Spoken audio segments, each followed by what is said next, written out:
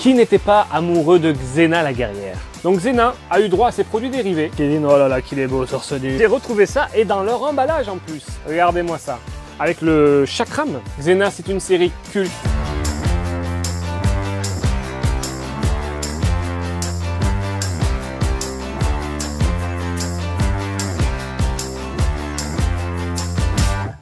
Salut les aventuriers, vous êtes de nature curieuse, vous aimez les trésors en tout genre, vous êtes au bon endroit. Aujourd'hui, j'ai retrouvé pour vous un magnifique carton qui vient tout droit de la Grèce antique, ou plutôt devrais-je dire de la Nouvelle-Zélande. Je parle bien sûr de Xena la guerrière. Ah, Xena, qui n'était pas amoureux de Xena la guerrière? Xena, c'est une femme forte, indépendante, avec du caractère. Elle a aussi un passé trouble et, il faut aussi le dire, beaucoup de charme. Bon bref, j'étais amoureux de Xena et j'ai retrouvé un carton avec dedans plein de petites pépites. Vous allez voir ça, c'est du tonnerre de Zeus.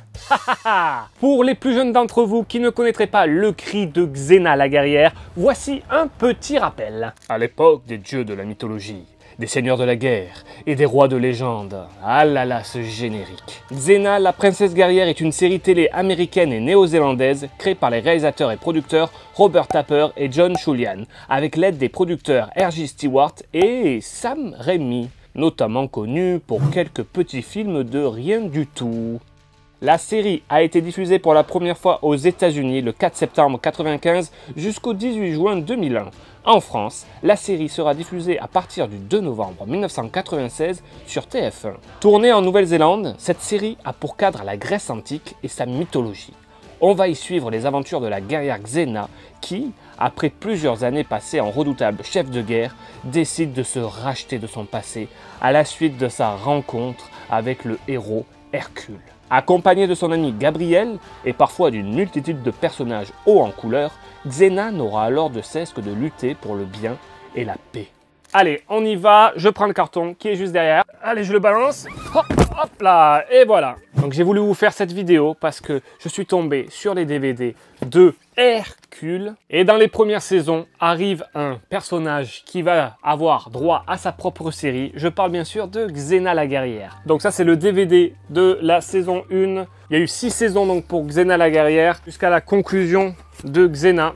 Avec ce film. Xena, c'est une série culte qui est arrivée en France en 1996 sur TF1 et c'est là que je suis tombé dessus. Enfin, plutôt, c'est mon père qui est tombé dessus et qui m'a montré. Il m'a dit « Fils, viens voir, viens voir, viens voir ». Oui, mon père, il aura toujours la voix du père Fouras, je sais faire que ça comme voix. « Fils, viens voir, viens voir ». Non, et moi, j'arrive « Oui, papa, qu'est-ce qui se passe ?»« Regarde, ça va te plaire, ça. » Et là, je vois une fille habillée dans une tenue, il faut le dire, un peu légère, en train de faire des cabrioles, en train de se battre comme un homme, en train de mettre la pâtée à des mecs. Et franchement, je me suis dit, mais c'est trop bien cette série. Et en plus, ça parle de mythologie grecque. Mon père m'en avait déjà raconté des histoires petit et je trouvais ça génial. Et là, ça a encore renforcé mon attrait pour la mythologie grecque. Donc je me rappelle de ce premier épisode sur TF1, c'était le samedi après-midi, l'heure du goûter. Le petit Xena la guerrière ou le petit Hercule, c'était vraiment un régal. Xena la guerrière a été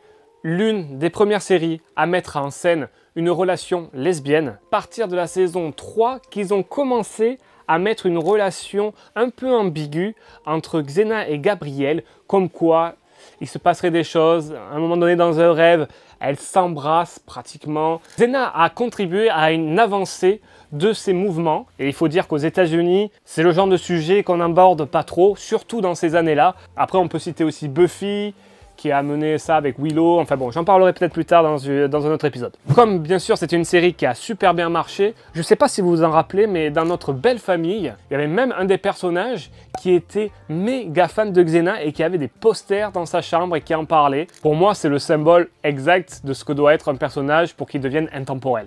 Donc Xena a eu droit à ses produits dérivés. Bien sûr, les romans, ben, ça vient des États-Unis, hein, parce qu'en France, ils n'ont pas été traduits. Donc là, on a Xena, The Thief of Hermes, et là, Prophecy of Darkness. Voilà, des livres en anglais que, bien sûr, je n'avais pas lu à l'époque parce que mon anglais était vraiment nul. Bon, vous remarquerez que la prononciation, c'est toujours pas ça. Là, c'est un livre qui résume les premières saisons avec aussi des articles où on parle des deux acteurs. On a aussi au milieu quelques photos. Kevin, oh là là, qu'il est beau torse nu. Je voulais aussi vous montrer quelque chose d'un peu particulier, les jouets Xena la guerrière. J'ai retrouvé ça et dans leur emballage en plus. Regardez-moi ça. Donc on a droit alors à Xena en un grand format quand même, avec le chakram. C'était une espèce de disque qui a balancé comme ça et qui rebondissait sur tous les murs. Pim, pim, pim, pim, pim. Et après elle faisait des cris, et elle faisait des cabrioles, même elle avait un bâton et donc elle s'appuyait sur ce bâton comme ça et elle tournait autour en donnant des coups comme ça. Non, c'était énorme. Oui, c'est vrai que Xena la guerrière, c'est un peu cheap quand on y repense. Les effets spéciaux, ils ont vieilli. L'image, bon, elle est en 4/3, bien sûr. Les doublages en français, il faut dire qu'ils s'amusaient. Si vous tendez l'oreille, souvent, il y a des voix et vont... alors, qu'est-ce que tu fais, Marcel? Un peu à la Nicky Larson, en fait. Et on sentait que les doubleurs, derrière, ils en rajoutaient. Ils disaient pas vraiment ce qu'il y avait dans le texte, parce que pour l'avoir regardé plus tard en version originale, c'est un peu plus sérieux. Même si Xena... et surtout Hercule, dans certaines saisons et certains épisodes, vraiment, ils se lâchaient et ils allaient vraiment dans la dérision, à se moquer aussi de leur propre format. Et franchement, ça, c'était vraiment chouette. Je vous conseille 2 épisodes pour Hercule particulièrement. C'est Crise à la production et Chimpanzule. Alors ça, c'est top, c'est marrant. Ouais, j'en parlerai dans une autre vidéo, ce sera mieux. On est avec Xena. Xena, un grand personnage. Là, Gabriel. Donc là, on est plus dans les saisons avancées, ça doit être de la saison 4 ou quelque chose comme ça. Donc c'est des imports américains encore. Hercule aussi a eu droit à ses propres jouets. Donc là, c'est Medusa.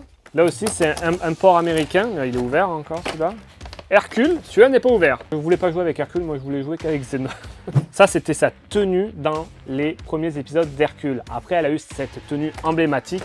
Donc encore un autre jouet Hercule. Et le Minotaure, voilà un petit personnage encore, le Minotaure.